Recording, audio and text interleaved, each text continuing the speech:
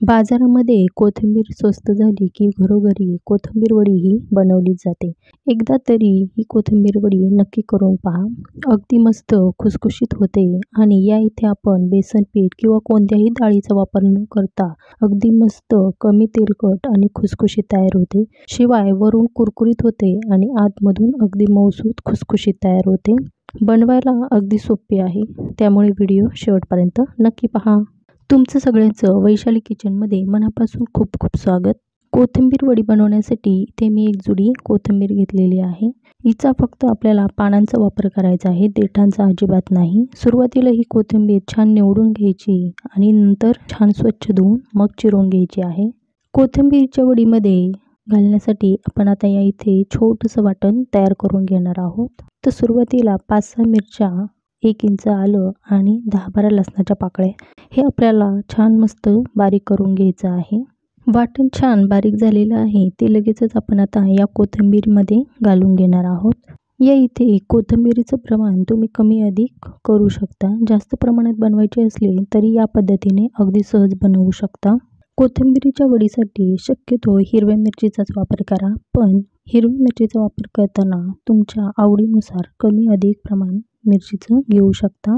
आता यामध्ये आपण काही कोरडे जिन्नससुद्धा घालणार आहोत. तर अर्धा टीस्पून हळद, त्यानंतर लाल मिरची पावडर, चवीनुसार मीठ आणि 1 टेबलस्पून मी तीळ घातलेले आहे. या इथे आपण हिरवी मिरची घातलेली आहे, त्यामुळे लाल मिरची पावडर कमी प्रमाणात घातली किंवा नाही घातली तरीही चालणार आहे. वडीला छान खमंगपणा यावा यासाठी इथे मी 2 टेबलस्पून बेसन पीठ घातलेलं आहे. जरी या इथे आपण बेसन पिठाचा वापर नाही केला तरी सुद्धा आपली वडी मस्त खमंग आणि खुसखुशीत तर होणारच आहे. पण तरी या इथे बेसन पीठ असेल तर घाला, नाही घातलं तरीही चालणार आहे. त्यानंतर या इथे मी 1 वाटी एवढं बाजरीचं पीठ घेतलेलं आहे. घरामध्ये ज्या पद्धतीने आपण भाकरी बनवतो त्याच भाकरीचं पीठ या इथे मी वडीसाठी वापरलेलं आहे.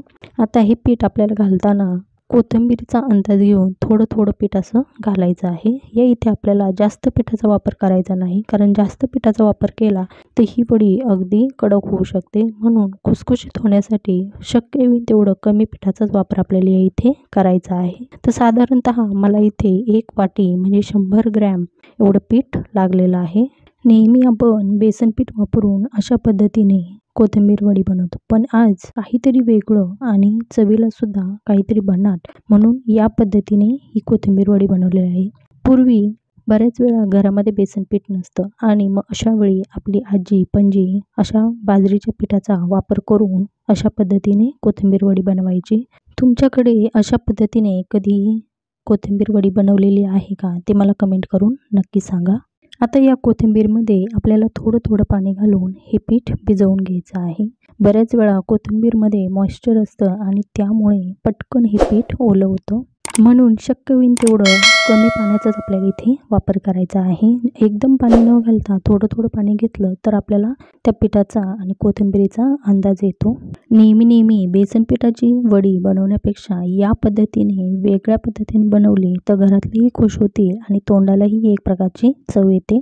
सकाळच्या किंवा संध्याकाळच्या जेवणामध्ये ताटामध्ये वाढून घेण्यासाठी ह्या अशा पद्धतीची वडी जर बनवली तर ताटाला सुद्धा शोभा येते आणि जेवताना एक प्रकारची साईड डिश म्हणून तुम्ही खाऊ शकता.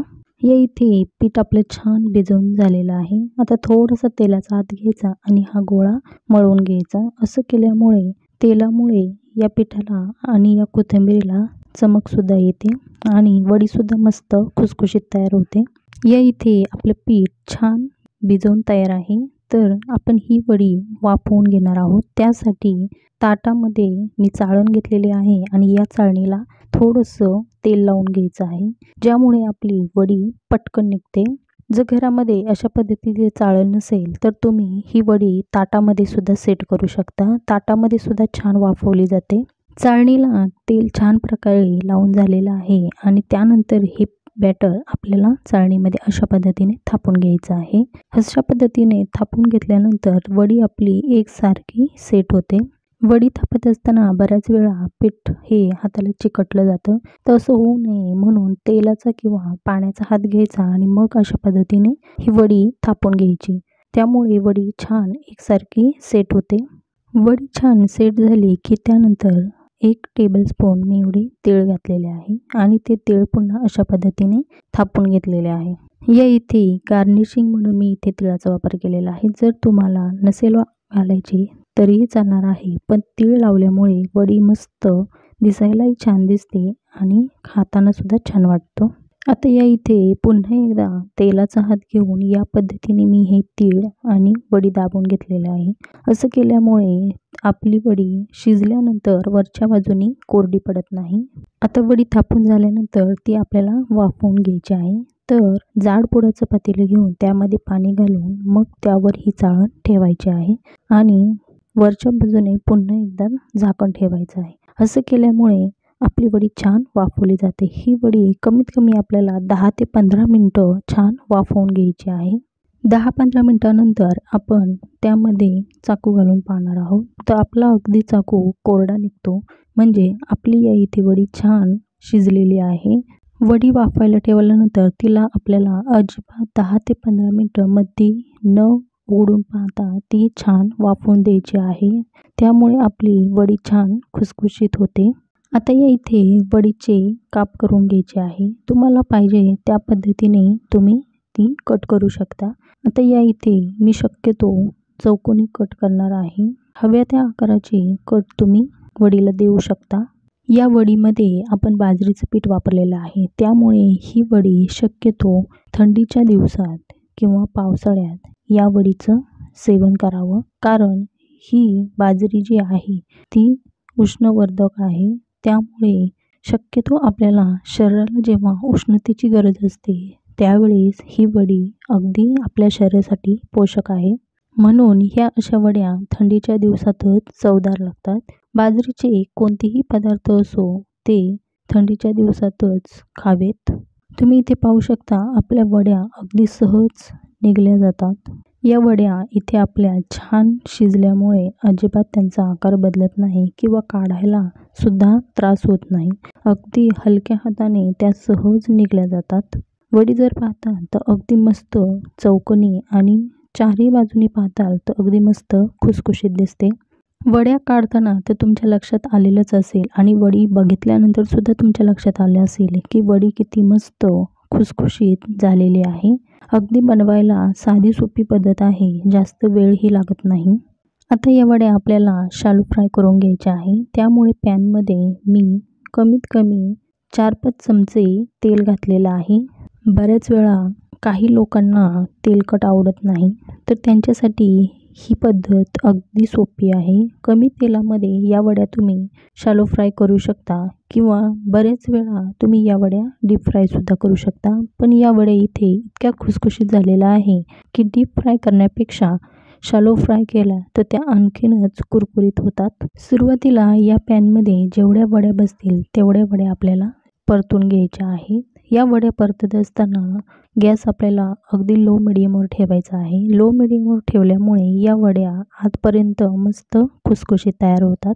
कोथिंबीरची वडी म्हटलं की शक्य होईल तेवढं त्या वडीमध्ये पिठाचं प्रमाण हे कमीच असायला हवं, म्हणजे ती वडी खाताना चवदार लागते आणि तयार होताना सुद्धा ती खुसखुशीतच होते. नेहमी आपण कोथिंबीर वडी बनवत असताना बेसन पिठाचा वापर करतो किंवा कोणत्या तरी डाळी भिजवून त्या वडीमध्ये घालतो. पण या पद्धतीने तुम्ही कधी वडी करून पाहिली का हे मला कमेंट करून नक्की सांगा. तर या इथे आपल्या मस्त वड्या खरपूस भाजून झालेल्या आहे.